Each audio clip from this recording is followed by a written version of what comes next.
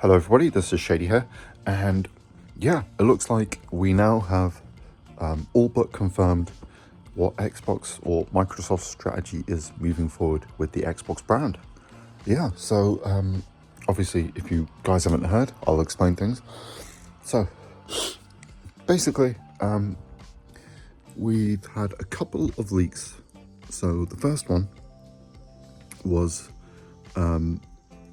what's called Project Kenan, what I like to call Project Keenan, which is essentially going to be a bunch of OEM devices that will be kind of Xbox themed. OEM means original equipment manufacturer. So essentially, the first one of these devices is going to be basically the ROG Ally, like with Xbox theming. So yeah, you know, instead of being white, it'll be like probably have black color and have like the Xbox button on it for like the home button, things like that. But obviously the next leak is kind of the real big one, and I think the major thing. Basically, we're going to be seeing essentially improvements to the Xbox app in Windows. Pretty much, we're going to have a kind of controller-friendly environment and like TV-friendly environment, like a console experience. So essentially, it's going to be Xbox Big Picture mode or like Windows Big Picture mode.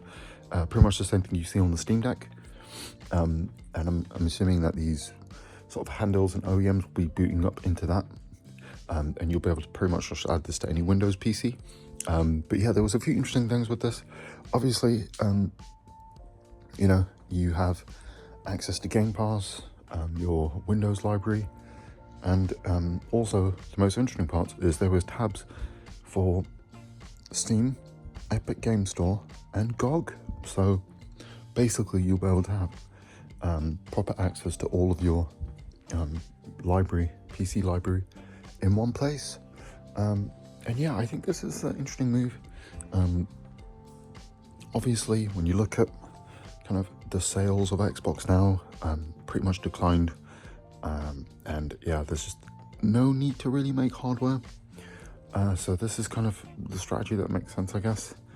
But what I'm most interested in is obviously the big one, which is what's going to happen with your Xbox library. And yeah, I think it's kind of obvious. Basically, the only games that are going to move over for current Xbox owners will be your Play Everywhere titles. So as long as there's a Windows version of your digital games, you'll be able to play them. Obviously, you're not going to be able to play any physical games. But yeah, in my opinion, I think that realistically, if this is the case, you know, if you're going to move over to this device, just start buying your games on Steam, you know. There's really no point buying games on Xbox at this point unless you're getting Windows version, if you care about, like, you know, moving to this system. Yeah, but for me, the most interesting part about this is obviously they spoke about trying to bring emulation to this device. So one of the cool things is we could potentially have like official kind of original Xbox 360 and even Xbox One emulation on this thing, potentially. I think original Xbox and 360 is like would definitely happen. That's really cool because there's now a way to convert 360 games into like full-on PC versions, which is really cool, something that the community has created, which is awesome. But yeah, I mean, it would be really cool if they did that. That could at least kind of, you know, mitigate some of the issues with kind of moving over and losing your library. And obviously, yeah, you're going to be able to access all of PC Game Pass. And I think personally this is more designed for Game Pass users and kind of having a device available for them. Yeah, because, you know, personally, like, I'm not seeing this strategy as being anything, like, in terms of the OEMs themselves, I don't see those really doing very well. But I think, you know, if this can provide a good kind of console level experience where you don't have to worry about messing about with features, maybe you can, you know, for newer games at least anyway, you'll be able to kind of configure it for you You can just use your controller and just jump in and out of games. It's close to a plug-and-play console-like experience, and bringing that to PC, I think that would be really good.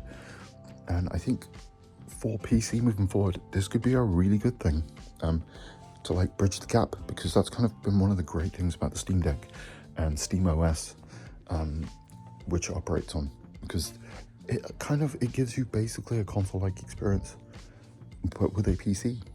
And yeah, there's also the rumors of Steam doing their own console as well, which, I think this is definitely designed around being a competitor to that. And this kind of PC handheld market it's not massively successful, but it's still early days, and there's clearly enough interest in it. I think the Steam Deck has done about 4 million, which isn't really massive numbers, but I think with Microsoft's backing, it could potentially grow, and I think this makes more sense than bothering with the console market, because there's just no, they're not very good at it, really. Obviously, they are a third-party publisher, so obviously, there's no point them making their own hardware and losing money on that, selling it at a loss, when they can just sell software, and they can just basically create a better environment for current Xbox owners and people who are maybe interested in the PC market but find it too daunting. This could be a really good experience for that, as an entry point to PC. The only thing is the OEM devices, my problem with them is they probably not going to be upgradable. They're essentially probably going to be like gaming laptops put into a console shell that you can plug into a TV. And yeah, I mean, the great thing about PC is being able to upgrade and kind of customize the experience to yourself. So yeah, I mean, we'll have to wait and see on that. Also, one of the big issues is like power. Price for performance isn't as great on PC. Like, you're not going to get, like, if we're going to call this a next-gen system, let's say, and, the Xbox version of this thing, this OEM, compared to, like, the PS6, for example, you're not going to get equivalent performance for the same price. You're going to have to pay a lot more. That's just a fact. I know there's, like, PC people who they kind of lose their mind about that fact, but it's just true. That's how it works, Console manufacturers subsidize because they get you into their ecosystem. That's how it works. So that's why, like, as much as people want to complain about the PlayStation 5 Pro, £700 for that performance is amazing. You're gonna have to pay $2,000 at least for that on a PC. So yeah, this is kind of the only issue, is you're not gonna get a big boost in performance for what the price would be. And for the most part, you're probably going to be moving over to a weaker system, probably, more than likely, which is kind of the only thing. But, if all you want is access to Game Pass, I guess this will be a good device. But like I said, I would say buy your games on Steam if you're really interested.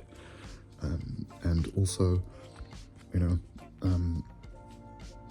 think if there's any kind of alternative pre-built PC that's around the same price, you may as well just go for that, because you can at least upgrade that.